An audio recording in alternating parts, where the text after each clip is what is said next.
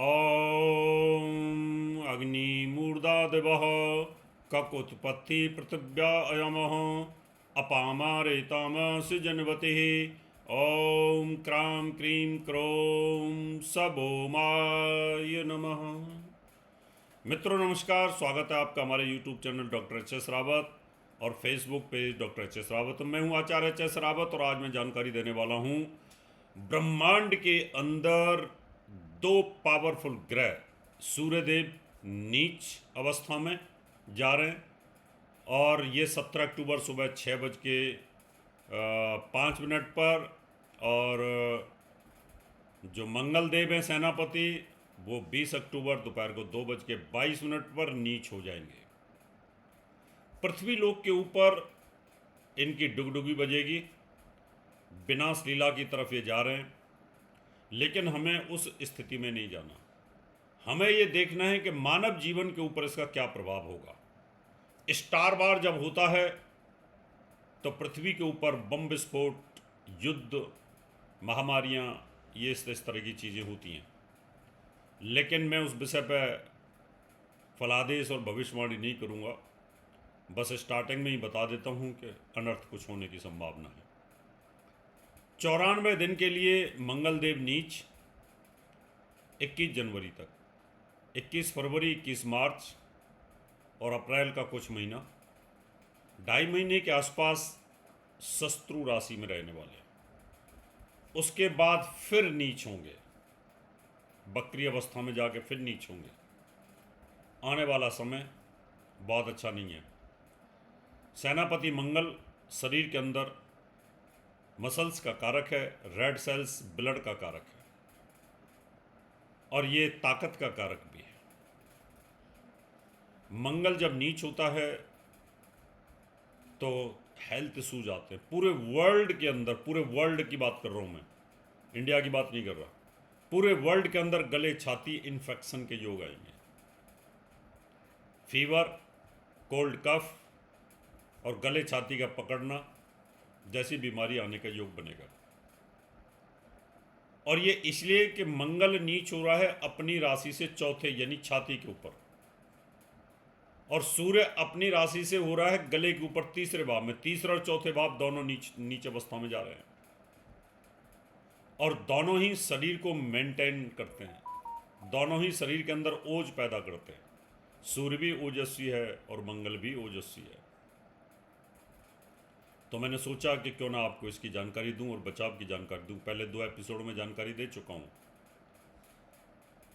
नीच भंग अगर बन जाए तो पैसा आ जाता है, नीच भंग ना बने तो फिर तकलीफ होती है।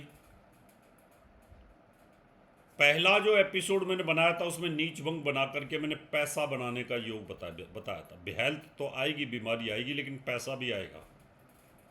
फिर दूसरा एपिसोड मैंने बनाया उसमें कि आपको हेल्थ इशूज आएंगे और पूरा ब्रह्मांड कहने के हिलेगा, पृथ्वी लोक पे इसका नेगेटिव इफेक्ट आएगा।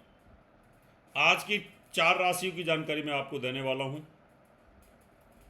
ये 31 दिन के लिए सूर्य गले छाती की तकलीफ देगा और 94 दिन मंगल देगा। उसके बाद मंगल फिर देगा और फिर देगा, यानी आगे तक देने वाला है।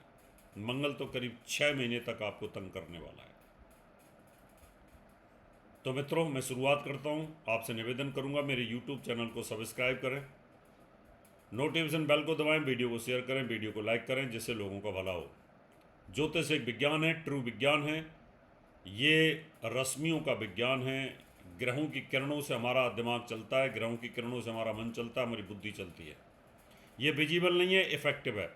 जिसको ये वैदिक ज्योतिष आ जाए वो तो भगवान का ही हो जाता है। वो भगवान को रोज नमन करता है, हे प्रभु कितना बड़ा ज्ञान मुझे दे दिया आप लोगों ने।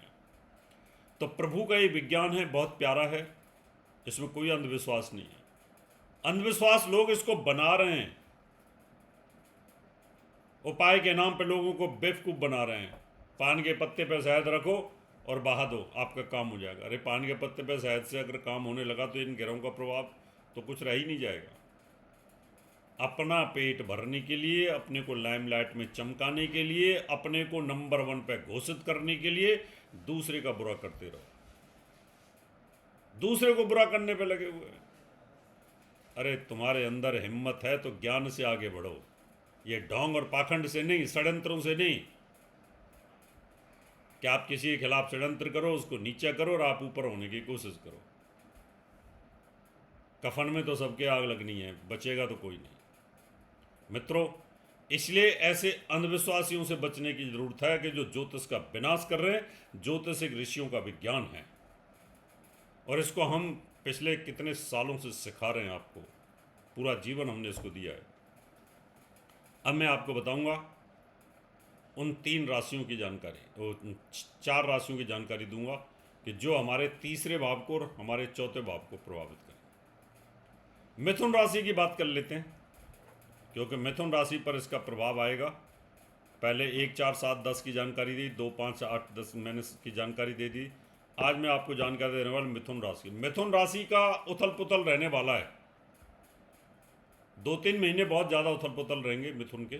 केंद्र में कोई शुभ ग्रह नहीं है, पार्श्विक योग, दरिद्र योग बना हुआ है।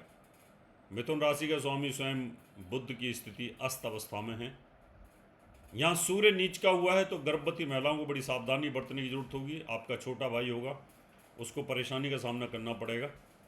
आपके लाभ में कमी आएगी। इंडस्ट्रियलिस्टों के लिए तकलीफ आएगी, व्यापारियों के लिए तकलीफ है। यहाँ पर अचानक धन का नुकसान हो सकता है, आपके साथ फ्रॉड हो सकता है। फ्रॉड से बचने की ज़रूरत है। बहुत सारे लोग फ्रॉड में फंस जाते हैं और उनके साथ उनका जो पैसा है उसका नुकसान हो जाता है। यहाँ पर दरिद्र योग बना हुआ है और इस दरिद्र योग से बचाव करने की ज़रूरत है आपको। यहाँ पर पन्ना पहन के रखें आप, तो इम्प्रूवमेंट आएगा आपको। अब हम बात करेंगे कन्या राशि की।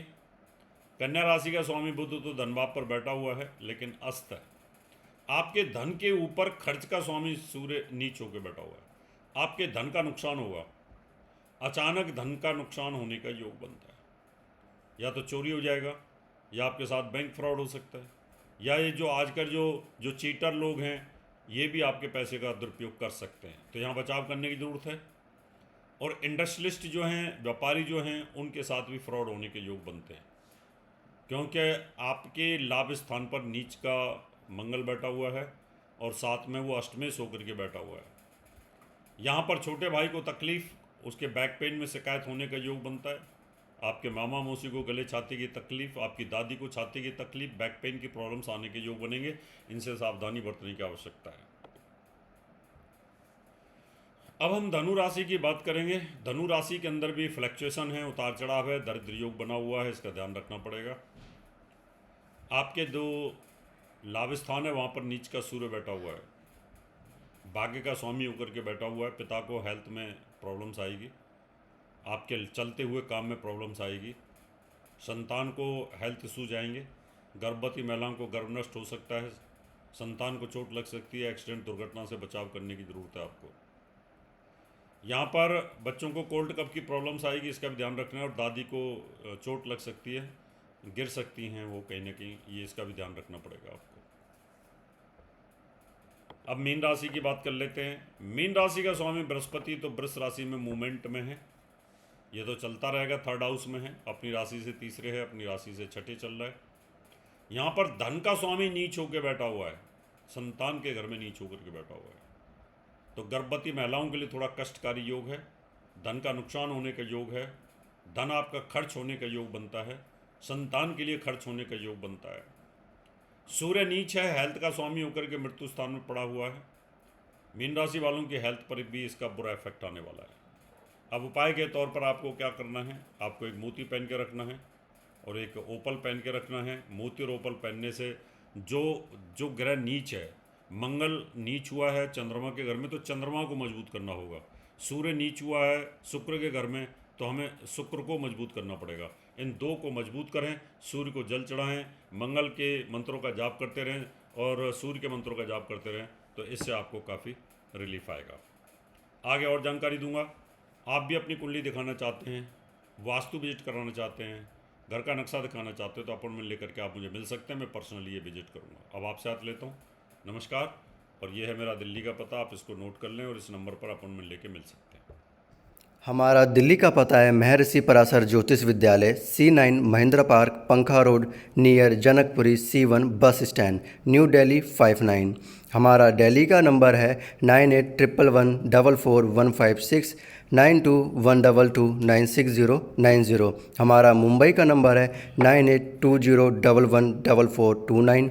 हमारा नोएडा का नंबर है 9999896090। हमारी ईमेल आईडी है in@astrohubworld.com। हमारी वेबसाइट है www.drhsrawat.com। अपॉइंटमेंट लेने के लिए संपर्क करें 9811144156। धन्यवाद।